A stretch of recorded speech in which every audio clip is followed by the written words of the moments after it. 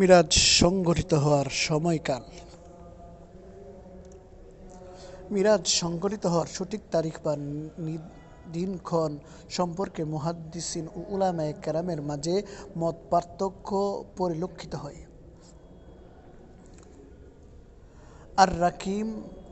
আর রাহিকুল মাখতুম এর লেখক সুফিউর রহমান মুবারকপুরি রহমতুল্লাহ আলাইহি এ বিষয়ে ৬টি মতামত উল্লেখ করেছেন, যথা: প্রথম ১ নম্বর মতামত হলো নবুয়ত প্রাপ্তির বছর। ১ নম্বর মতামত নবুয়ত প্রাপ্তির বছর বলা হয়েছে। আর এখানে ২ নম্বর মতামত হলো পঞ্চম নববর্ষে।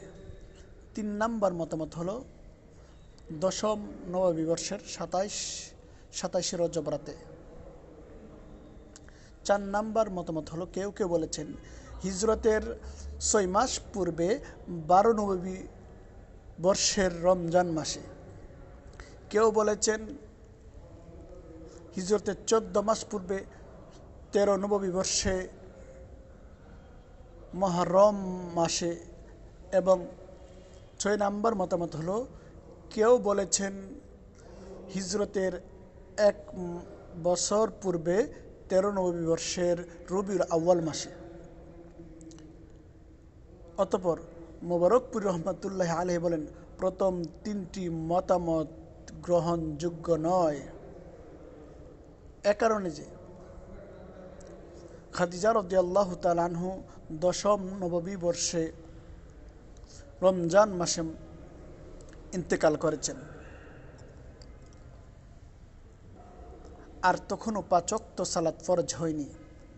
আর এ বিষয়ে সকলে একমত যে সালাত ফরজ হয়েছে মিরাজের রাত্রিতে।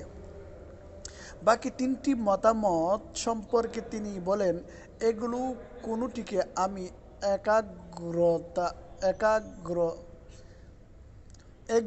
কোনোটিকে আমি অগ্রাধিকার দেব তা ভেবে পাই না।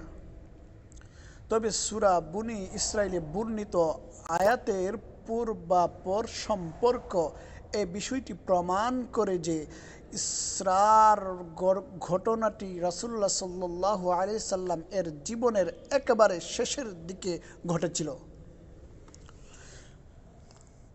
৭ নাম্বার মতামত হলো কারো মতে ৬২০ বা ৬২১ খ্রিস্টাব্দে নবুয়তের দশম বছরের রজব মাসের ২৭ তারিখে রাতে মিরাজ সংঘটিত হয়েছিল। হাফেজ ইবনু কাসির রহমতুল্লাহ আলাইহি খাতনামা জ্যেষ্ঠ তাবিঈ ইবনু শিহাব জুহরির বরাতে বলেন, হিজরতের ১ বছর পূর্বে মিরাজ সংঘটিত হয়েছিল।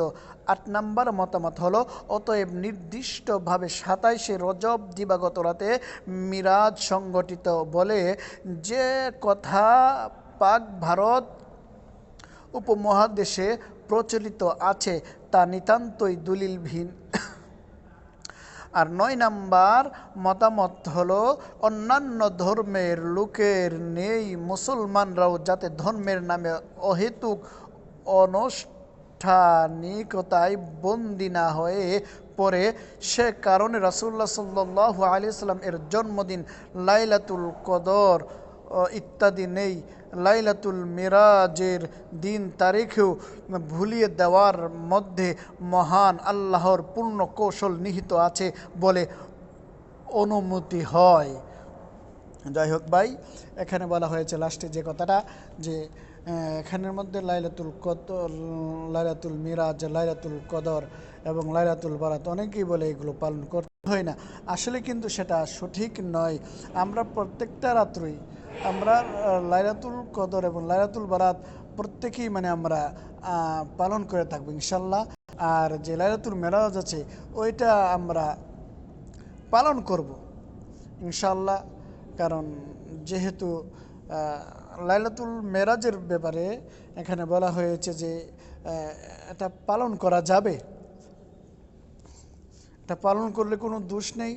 এতে এ রাতে যদি সবাই যারা নফল নামাজের ইচ্ছা যদি নফল নামাজ আদায় করে তাতে কোনো ক্ষতি নেই, তাতে কোনো সমস্যা নেই। আর যদি কেউ অস্বীকার করে এ রাত্রকে তাহলে তার ঈমান থাকবে না, ঈমান নষ্ট হয়ে যাবে। লাইলাতুল কদর, লাইলাতুল বারাত এবং লাইলাতুল মেরাজ এটা কোনোটিকেই অস্বীকার করা যাবে না। ইনশাল্লাহ আমরা প্রত্যেকে যেন এই এই রাতগুলোকে আমরা পালন করতে পারি, এই এই রাতগুলোতে যেন আমরা ইবাদত করতে পারি, মহান আল্লাহ পাকের যেন ইবাদত করতে পারি। আল্লাহ পাক রব্বুল আলামিন যেন আমাদেরকে তৌফিক দান করে, আমাদেরকে যেন আল্লাহ পাক রব্বুল আলামিন তৌফিক দান করে সেটাই। আর লাইলাতুল মিরাজ রাতে ইবাদত করা নফল, যাই হোক ভাই। আর সেটা হলো লাইলাতুল মিরাজ, এটা অস্বীকার করা, এটা এটা হলো একটা ঈমানের অংশ। যারা অস্বীকার করে তাদের ঈমান থাকবে না, ঈমান নষ্ট হয়ে যাবে। যে আমরা প্রত্যেকেই চেষ্টা করব, প্রত্যেকেই নিজ নিজ দায়িত্বে যেন আমরা এই রাত্রগুলোতে আল্লাহর ইবাদত করি। আল্লাহ পাক রব্বুল আলামিন আমাদেরকে ইবাদত করার মতন তৌফিক দান করুন। সবাই বলে আমিন। ইবাদত করার মতন তৌফিক দান করেন। ওয়া মা তৌফিকি ইল্লা বিল্লাহ।